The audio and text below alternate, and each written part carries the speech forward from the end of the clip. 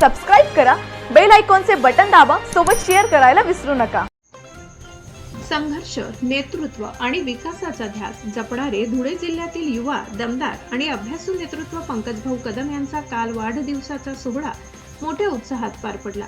राजकारणात यशस्वी होण्यासाठी केवळ पद किंवा सत्ता पुरेशी नसते, तर जनसामान्यांशी असलेली नाळ, कार्यकर्त्यांप्रती असलेली आत्मीयता आणि समाज विकासासाठीची तळमळ आवश्यक असते। या सर्व गुणांचा सुंदर संगम पंकजभाऊ कदम यांच्या व्यक्तिमत्वात पाहायला मिळतो।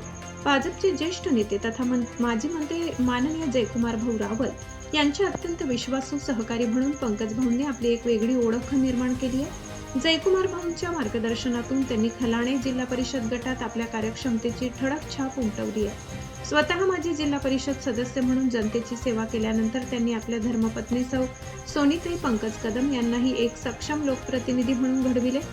सोनीताईंनी जिल्हा परिषदेच्या आरोग्य व शिक्षण सभापती पदाची धुरा यशस्वीपणे सांभाळत विकासाचा आलेख उंचावलाय। शिवाय कृषी उत्पन्न बाजार समितीचे माजी उपसभापती म्हणून पंकजभाऊंनी शेतकरी आणि व्यापारी वर्गासाठी उल्लेखनीय कार्य केले आहे। राजकारणासोबतच उद्योग क्षेत्रातही त्यांनी कठोर परिश्रमाच्या जोरावर यशाची नवी शिखरे गाठली आहे। काल पार पडलेल्या भव्य वाढदिवस सोहळ्याला राजकीय, सामाजिक आणि पत्रकारिता क्षेत्रातील मान्यवरांची मोठी उपस्थिती लाभली होती। कार्यक्रमाला भाजपचे प्रदेश प्रवक्ते संजय शर्मा, भाजपचे जिल्हा अध्यक्ष बापू खलाने, प्राध्यापक खैरनार, भाजपचे ज्येष्ठ नेते लखन रुपनर, सोनगीरचे सरपंच लखन बुरंगले, धुळ्याचे माजी नगरसेवक प्रफुल्ल पाटील, भाऊसाहेब देसले, दत्तवायपूरचे सरपंच दत्तात्रय पाटील, राजेंद्र महाजन, मंगलदास भामरे तसेच नवसत्य न्यूजचे संपादक सतीश चोरडिया आदी मान्यवर प्रमुख पाहुणे म्हणून उपस्थित होते।